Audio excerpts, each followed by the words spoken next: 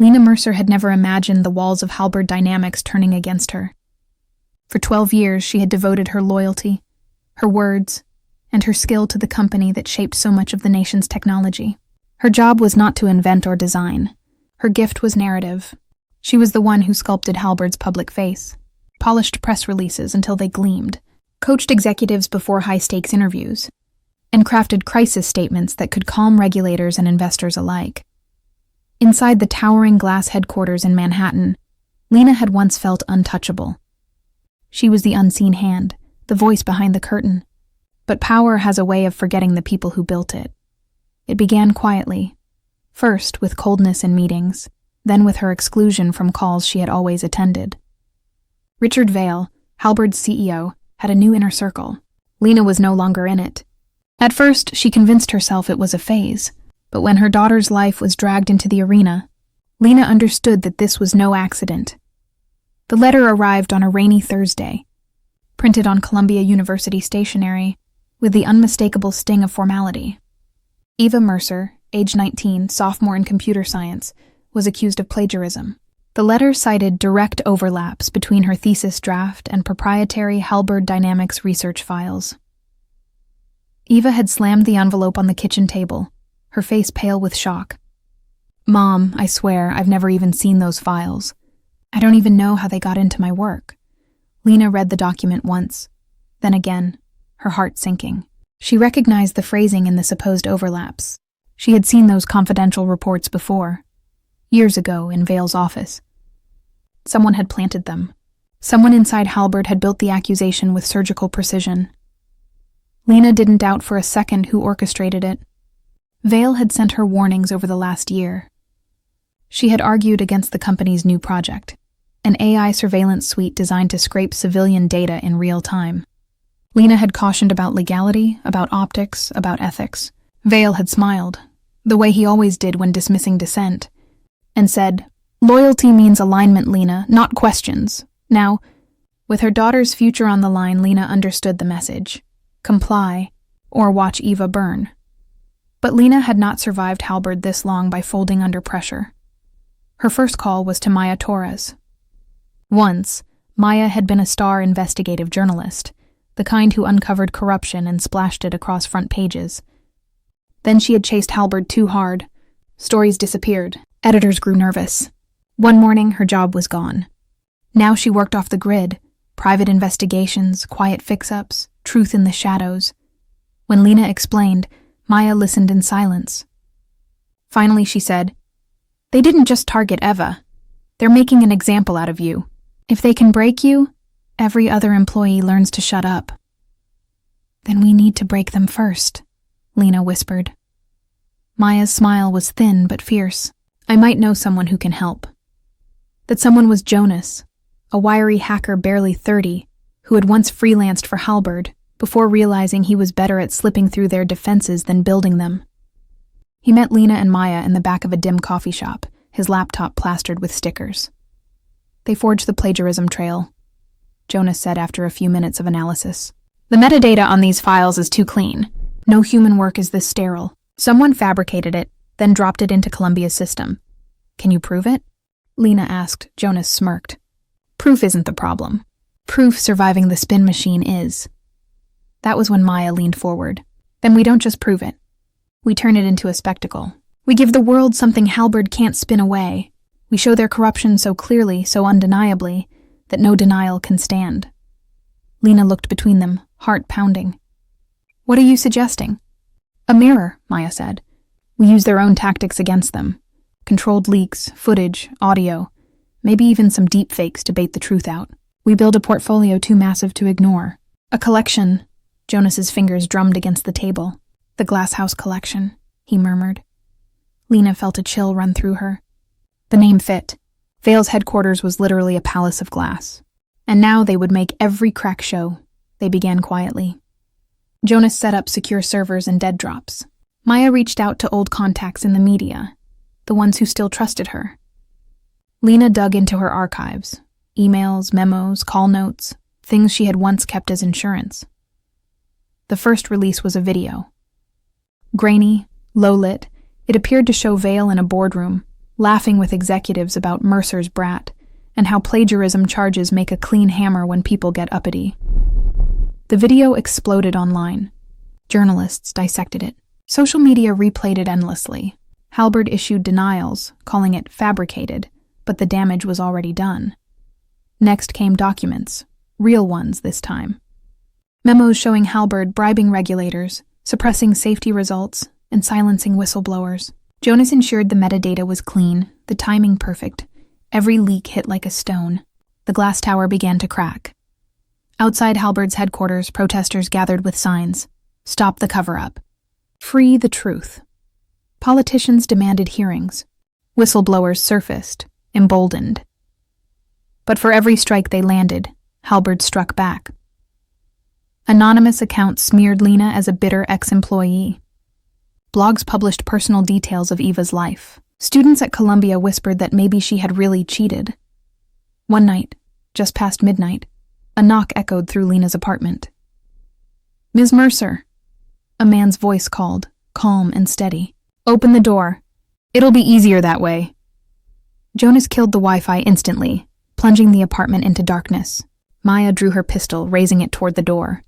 Lina froze, her heartbeat thunderous in her ears. The lock scraped. The cheap chain strained. For one terrifying moment, Lina thought it would snap. Then silence. Retreating footsteps. They had been warned. Jonas zipped his laptop bag. They'll be back. And next time they won't knock. Maya's jaw tightened. Safe house, now. Lina thought of Eva asleep in her bedroom. Her stomach twisted with fear. But she nodded. We take her. Wherever we go, we take her. By dawn, they were gone. Lina, Eva, Maya, and Jonas, crammed into a dusty basement apartment under a laundromat in Queens. It smelled of detergent and mold, but it was safe, for now. On Jonas's laptop, the storm outside raged. Protests swelled. Halberd's stock plummeted. Politicians sharpened their knives. But Lina knew. This was only the beginning. The basement under the laundromat was damp. The ceiling so low, Jonas kept bumping his head against the pipes. The hum of washing machines upstairs gave the illusion of normalcy. But down here time felt warped, stretched tight with fear. Lina sat against the wall. Eva curled beside her, still clutching her backpack like a shield. Jonas's laptop cast a bluish glow, showing feed after feed of news coverage.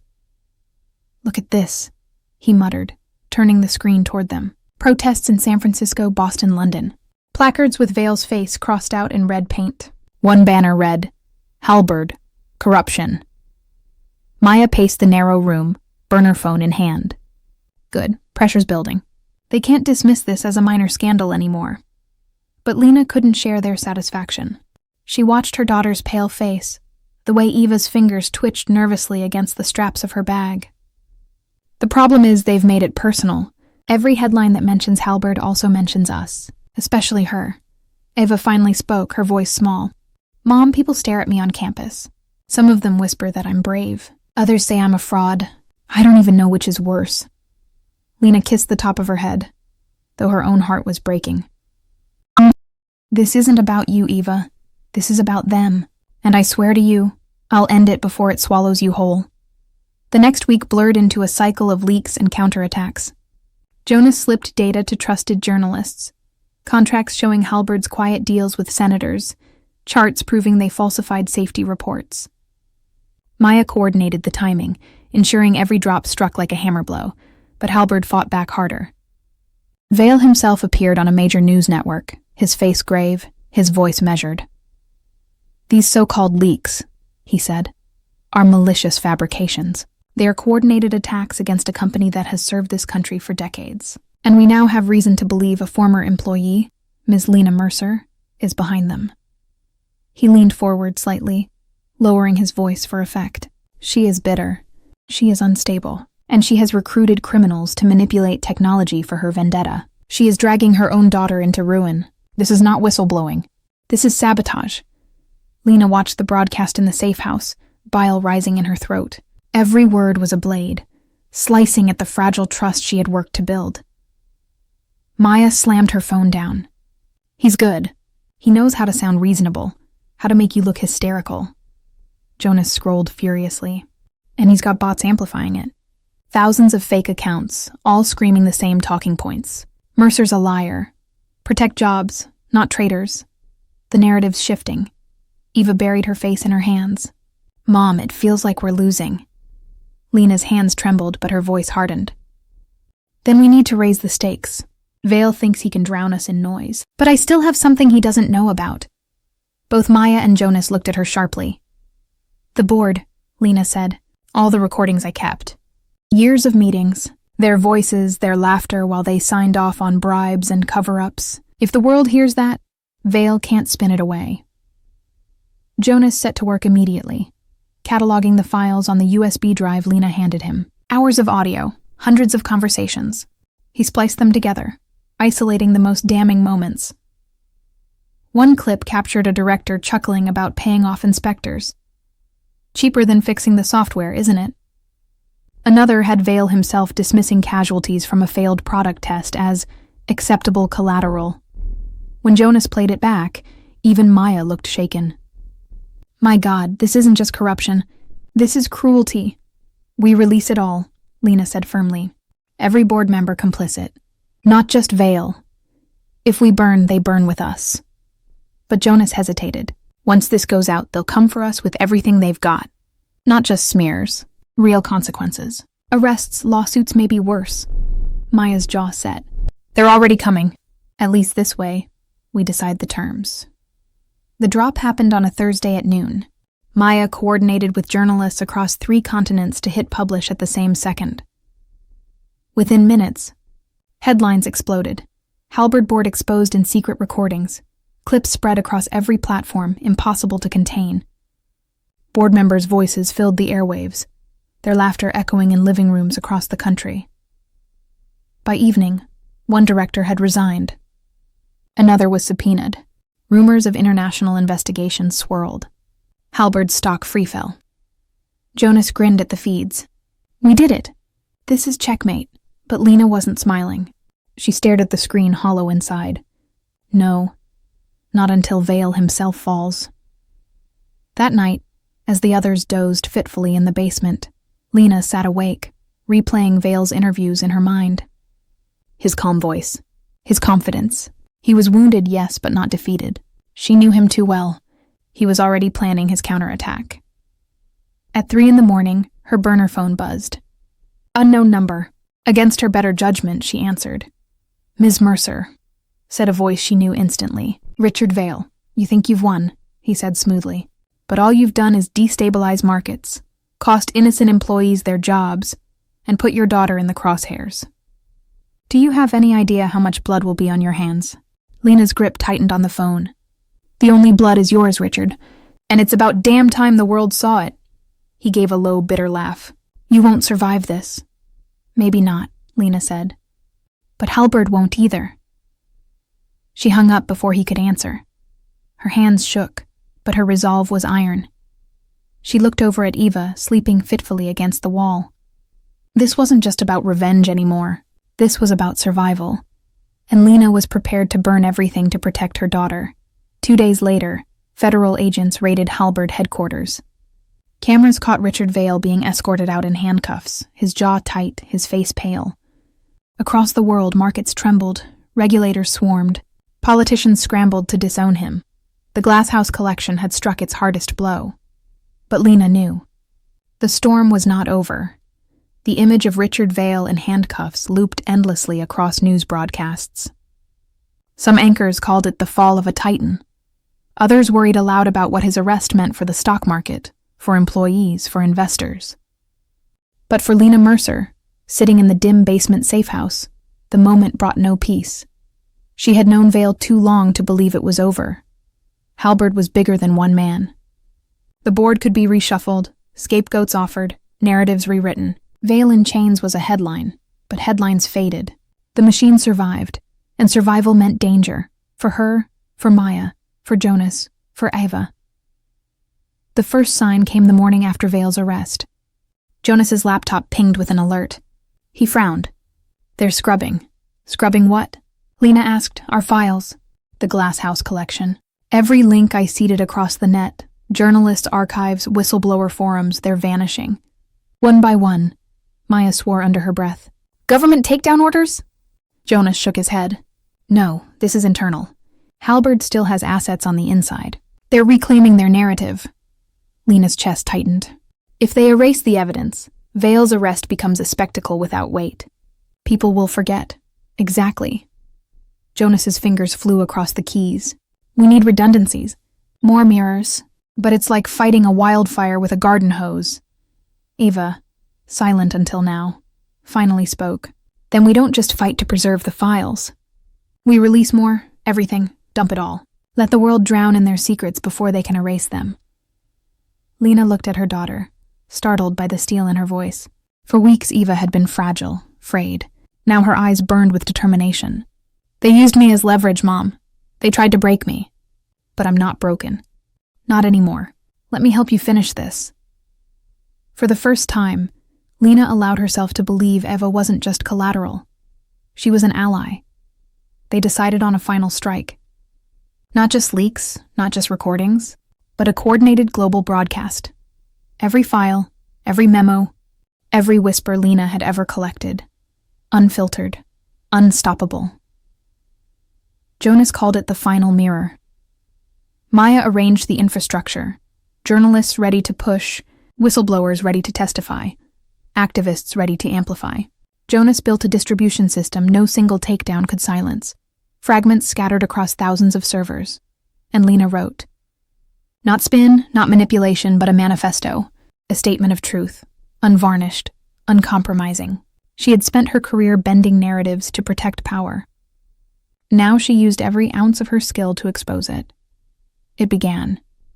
My name is Lina Mercer. For 12 years, I gave my loyalty to Halberd Dynamics. They rewarded it with silence, threats, and the destruction of my daughter's future. Today, I am breaking that silence. The night before the release, the safe house was restless. Jonas muttered to himself as he triple-checked code. Maya cleaned her pistol in silence. Eva leaned against her mother's shoulder, scrolling news feeds, watching the tide of speculation. Swirl, Lina couldn't sleep. She stepped outside into the cool night, the laundromat dark above her, the city's hum faint in the distance. Her phone buzzed again. Another unknown number. She hesitated, then answered. Still awake? Vale's voice.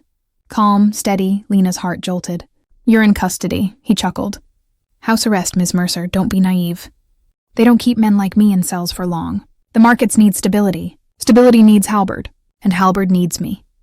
Lina's knuckles whitened around the phone. You're finished. The world saw the truth. No, Vale said softly. The world saw a performance, and performances fade. You, of all people, should know that. You're a storyteller. Stories can be rewritten, not this one. Lina spat. Vale's voice dropped lower. Think about your daughter. She still has years ahead. Do you want her to spend them in courtrooms? Hunted? Branded as the traitor's child? Delete the files, step back. This storm will pass, and so will you. Or, you keep going, and the storm swallows her whole. Lina hung up before she could waver. She stood in the night air, trembling, until Eva appeared beside her. Was it him? Eva asked quietly. Lina nodded. Eva slipped her hand into her mother's. Then we hit harder. No matter what. The final mirror launched at dawn. Lina's manifesto appeared on news sites across the globe. Jonas's code unleashed the files into 1,000 channels at once. Encrypted torrents, hidden forums, even hacked billboards flashing QR codes. Maya's contacts blasted the story to every corner of social media. The response was immediate. Outrage, shock, demands for justice louder than ever. Politicians scrambled to distance themselves from Halberd. Governments announced investigations, but the storm came with consequences. By afternoon, the safe house's power flickered. Jonas swore, yanking cords. They've found us. Someone's pinging our location. Maya was already moving, grabbing gear, shoving pistols into holsters. Time to move. Now. Eva clutched her bag, panic in her eyes. Where? Anywhere, Lina said, as long as it's not here. They fled into the city's underbelly, abandoned subway tunnels, derelict warehouses, moving constantly, never staying long enough to be traced. The city became a maze of shadows and echoes. Everywhere they went, screens blared the fallout. Halberd's stock in freefall, more resignations, protests swelling into riots. Vale, furious on camera, denouncing Lina as a criminal mastermind, demanding her arrest. But the world wasn't listening to him anymore. The world was listening to her. Weeks later, Vale's trial began. Lina watched from the shadows of a crowded courtroom, hood pulled low. Prosecutors laid out the case: bribery, fraud, negligence, conspiracy. Witnesses testified, evidence piled high. But what shook Lina most was seeing ordinary employees take the stand. Engineers, accountants, assistants. People who had been silent for years, now emboldened by the Glasshouse collection. Their voices were shaky, but their truths were unshakable. Vale glared across the courtroom once, his eyes locking with Lina's. His lips curved into a smile that promised revenge, even in defeat. But when the verdict came, guilty on all counts, his smile broke. The gavel fell. The glass tower shattered. Months later, spring sunlight warmed Columbia's campus. Ava walked across the graduation stage, head held high, applause echoing. Her name was cleared, her future hers again. Lina stood in the crowd, tears streaking her cheeks, pride swelling in her chest. When Eva's eyes found hers, the smile was bright enough to banish every shadow. Afterward, they embraced tightly. "You saved me," Eva whispered. "No," Lina said, voice trembling. "You saved me. You gave me the courage to stop being their voice and start being mine." That night, Lina returned to her apartment for the first time in months. Dust coated the furniture. The city skyline gleamed beyond the glass. She opened her laptop. On the desktop sat the folder that had changed everything. Glasshouse collection. Her finger hovered over the delete key. The files were dangerous, radioactive. They had already toppled giants, but keeping them meant carrying a target forever. Eva's voice echoed in her mind. No matter what. Lina closed the laptop without pressing delete. Some truths, she knew, must remain. Not to haunt, but to guard. Not to destroy, but to remind. Because glass towers still rose in every city. Other Vales still smiled in boardrooms, thinking themselves untouchable. And someday, someone else would need a stone. Truth is fragile, like glass. But silence is what keeps corruption standing. Remember Lina Mercer's fight, not because she was extraordinary, but because she chose not to look away. And when you see the cracks in your own glass towers, don't wait for someone else to throw the stone.